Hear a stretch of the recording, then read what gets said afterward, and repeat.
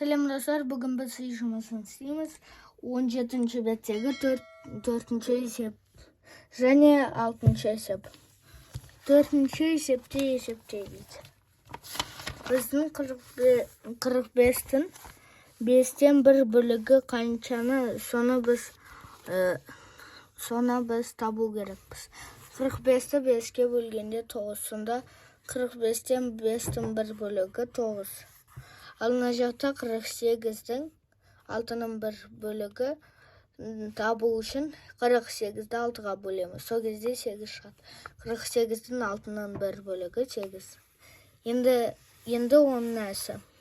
10 сантиметр бұл 20 санының жартысы. Өйткені 20-ны 2-ге бөлгенде 10 болады. Ал бір жағы ол жартысы болады, сонда жартысы 10 сантиметр. Ал 3 сантиметр бұл 12 санының ширегі. Достар, мен ширек дегенді түсіндіремін.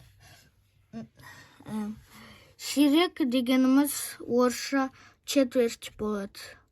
Ол 4-ке бөлінеді.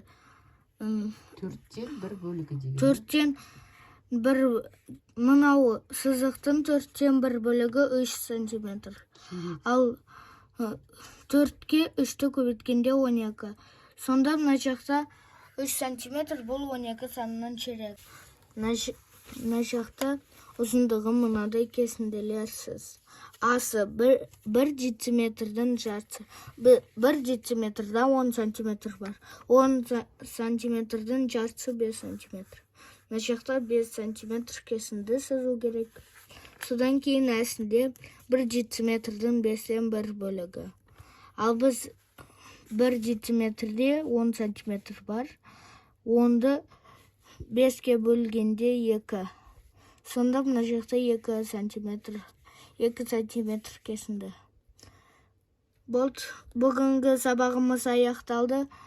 Біздің каналға тіркеліп қойыңыздар, сау болыңыздар.